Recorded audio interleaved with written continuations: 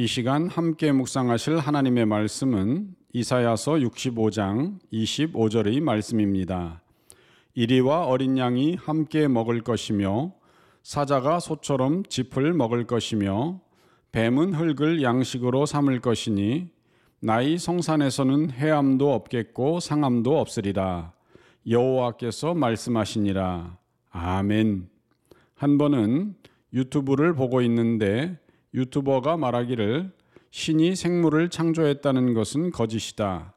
왜냐하면 만일 선하고 완벽한 신이 자연을 창조했다면 동물이 동물을 잡아먹는 잔인한 관계로 만들지는 않았을 것이기 때문이다. 라는 논리를 펴는 것을 본 적이 있었습니다. 그는 성경을 알지 못하기에 그렇게 주장한 것입니다. 창조주 하나님은 본래 모든 동물이 평화롭고 사이좋게 지내도록 만드셨습니다. 그리고 동물들의 음식은 모두 식물이었습니다. 창세기 1장 30절 또 땅의 모든 짐승과 공중의 모든 새와 생명이 있어 땅에 기는 모든 것에게는 내가 모든 풀을 식물로 주노라 하시니 그대로 되니라. 아멘. 하지만 아담과 하와가 범죄를 저지른 이후 동물들은 더 이상 인간에게 복종하지 않게 되었고 또한 서로를 잡아먹는 적자 생존과 약육강식의 피비린내가 일어나게 된 것입니다. 그리고 이러한 일은 자연계 안에서만 일어나는 것이 아니고 인간 사회, 즉 국가와 민족은 물론 심지어는 가족 내에서도 다툼과 분열이 일어나게 된 것입니다. 하지만 오늘 본문에서 이사야는 장차 올 새하늘과 새 땅에서는 이와 같은 모든 잔인한 다툼이 사라져 자연계에서도 이리와 어린 양이 함께 먹고 사자도 소처럼 짚을 먹을 것이라고 예언하고 있습니다. 즉, 육식동물의 식성이 초식동물처럼 바뀌는 놀라운 일이 일어나게 되리라는 것입니다. 이처럼 처음 창조 때의 아름답고 조화로운 세계가 장차 예수 그리스도께서 마귀를 물리치신 후 완벽히 회복되는 일이 일어날 것입니다.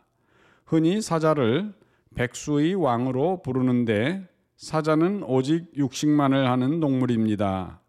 아프리카에 사는 암사자는 통상적으로 4살이 되면 다 자라 성체를 이루는데 이때는 대략 체중이 160kg에 몸무게 길이는 1.5에서 2m 정도이고 달리기는 시속 약 64km에 달하는 주행 능력을 갖추게 됩니다. 성체 사자는 소를 닮았지만 사실은 영양의 한 종류인 아프리카의 누나, 얼룩말, 임팔라와 기린, 그리고 가젤 등을 죽일 수 있는 짧고 강력한 면도날 같은 턱을 가지고 있으며 또한 크고 두툼한 발에는 먹이를 핥히고 꿰을 수 있는 구부러진 날카로운 발톱도 가지고 있습니다. 그런데 이러한 무시무시한 사자의 이미지와는 다른 채식주의 사자에 대한 이야기가 있습니다.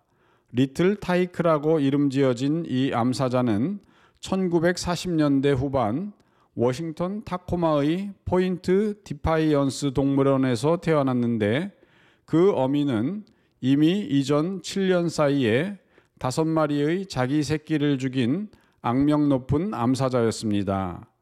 그리고 리틀 타이크도 거의 같은 운명을 겪었습니다. 그 어미가 리틀 타이크를 물어서 쇠창살에 던지는 바람에 이 사자 새끼는 심하게 다쳤습니다. 이때 이웃 마을에서 목장을 운영하던 조지와 마가렛 웨스트보 부부는 어미의 턱에 물려 덜렁거리는 새끼의 오른쪽 앞다리를 보고는 친구였던 동물원 원장으로부터 이 다친 사자 새끼를 집으로 데려가도록 허락받았습니다. 그들은 새끼 사자에게 끊임없는 젖병 수유와 붕대 교체를 해주었고 이름을 리틀 타이크라고 지어주었습니다. 마침내 이 새끼 암사자는 건강을 되찾았고 결국 160kg의 성체 암사자로 성장했습니다. 그런데 이 사자에게는 한 가지 문제가 있었습니다. 그것은 이들 부부가 아무리 애를 써도 고기를 먹지 않았다는 것입니다.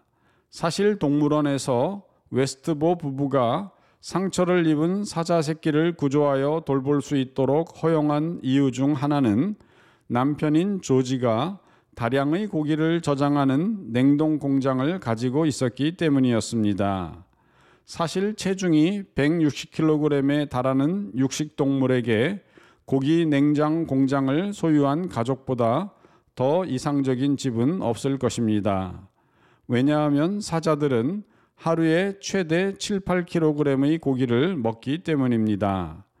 그런데 그들이 돌보는 암사자 리틀 타이크는 아주 작은 양의 고기도 먹지 않았습니다.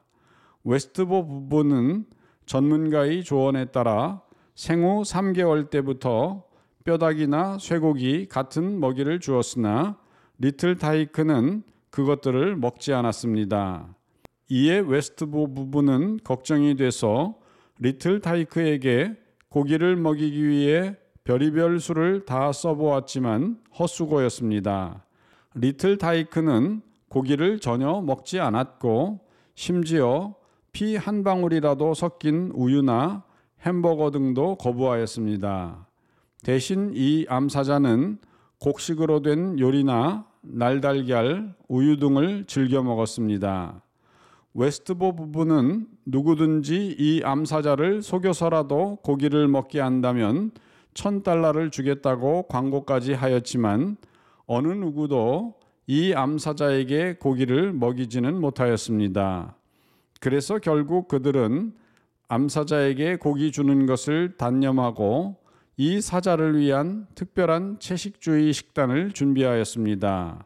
리틀 타이크는 부엌 바닥에 눕거나 소파에 앉아서 TV 보는 것을 좋아했으며 부인 마가렛 웨스트보의 무릎에 머리를 기대고 낮잠을 잤습니다. 부부가 이 암사자와 함께 자동차 여행을 떠날 때 이 사자는 강아지들처럼 어깨와 발을 차창 밖으로 내밀어 털이 바람에 날리곤 하였습니다. 이 암사자는 잘 훈련된 애완동물처럼 길가에서 용변을 처리하고 절대로 도망가지 않았습니다. 웨스트보 부부가 모텔에 머물 때 그들은 항상 침대가 2개 있는 방 하나를 얻어서 하나는 자신들을 위해 사용했고 다른 하나는 암사자 리틀 타이크를 위해 사용하였습니다.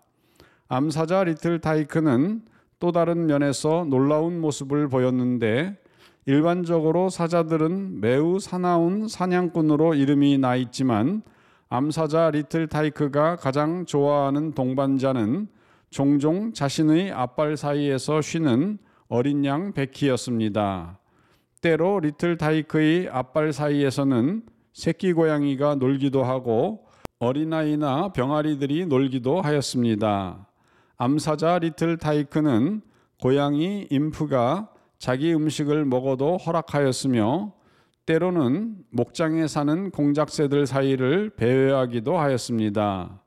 이 암사자 리틀 타이크는 너무도 순해서 지역에서 퍼레이드를 할 때도 수레에 족쇄를 푼 채로 타고 다녀도 될 정도였습니다.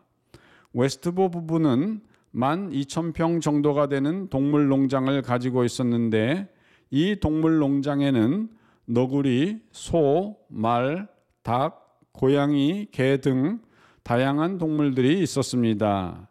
특히 암사자 리틀 타이크는 새끼 고양이 핑키와 어린 양 베키, 새끼 사슴 베이비와 친구가 되어 놀기를 좋아했는데 특별히 그 중에서 어린 양이 리틀 타이크를 아주 좋아했습니다.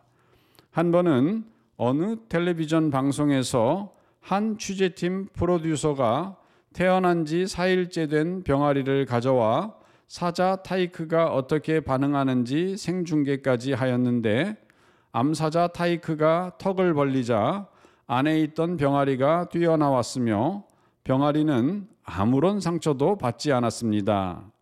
암사자 타이크는 사랑스럽게 혀로 병아리를 조심스럽게 핥아주기까지 하며 병아리들 사이에 누워 병아리들을 보호하는 은신처 역할까지 하였습니다.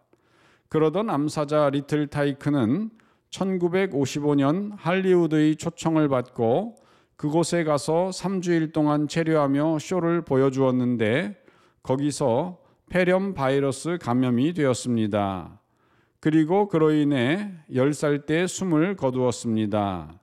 이후 암사자의 주인이었던 조지 웨스트본은 1986년에 채식주의자 암사자 리틀 타이크라는 제목의 책을 출판하기도 하였습니다. 그렇습니다. 성경은 언젠가 다가올 미래에 사자가 그 새 땅에서 채식주의자가 될 것을 예언하고 있습니다. 이는 약육강식 적자생존의 참혹한 역사 무대가 사라지고 하나님께서 만물을 새롭게 할 날이 반드시 다가오며 이때 세상은 최초의 낙원 상태로 회복될 것입니다. 장차 하나님께서 새롭게 하실 복된 세계는 미움도 갈등도 다툼도 죽음조차 없는 조화롭고 완벽한 세계로서 푸른 초장과 맑은 시냇물이 흐르는 동산에서 이리와 표범, 곰과 사자 등의 맹수들이 어린 양과 염소, 송아지들과 어울려 뛰노는 것이 될 것입니다. 그리고 이 미래는 지금 모든 사람에게 열려 있습니다. 이 땅에 들어갈 수 있는 유일한 조건은 하나님께서 보내신 예수를 그리스도와 주님으로 모셔드리는 것입니다. 이 믿음을 가지시어 장차 올 천국을 반드시 소유하는 성도 되시기를 주님의 이름으로 축원드립니다. 다 같이 기도하겠습니다. 사랑하는 하나님 아버지, 우리가 사는 이 세상은 약육강식과 적자생존의 참혹한 세상입니다. 하지만 하나님께서 본래 지으신 아름다운 낙원은 이와 같은 참혹한 세상이 아니고 아름다운 세상이었지만 인류가 범죄함으로 인하여서 이 땅이 이렇게 저주를 받았습니다. 하지만 하나님께서 장차 천국에서는 이러한 모든 약육강식의 세계를 사랑과 조화가 넘치는 세계로 바꾸어 주실 것을 약속하셨습니다. 우리는 이 약속을 믿고 또한 그것이 그렇게 될 것을 믿습니다. 이 새로운 천국에 들어가기 위하여 예수 그리스도를 믿어 그 나라에 들어가며 하나님의 아들과 딸이 되어 영생을 누리는 우리들이 될 수 있도록 도와주시옵소서. 우리 구주 예수님의 이름으로 기도드리옵나이다. 아멘.